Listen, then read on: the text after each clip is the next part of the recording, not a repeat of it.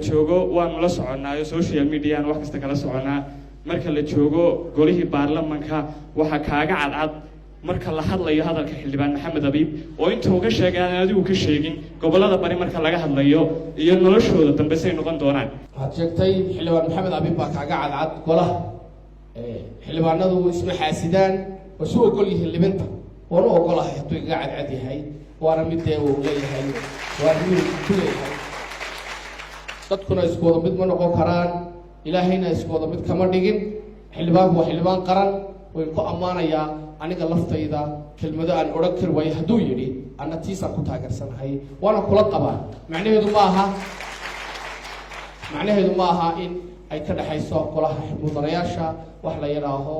tartan aan loo baahnayn xildhibaanadu waa xildhibaano qaran boorman ka hadli karaa saylac baan ka hadli karaa laascarood baan ka hadli karaa isla meel walba ka hadli karaa meel kasta xog ka helo ka hadli karaa waan ku ammaanayaa waan ku dhiirigelinayaa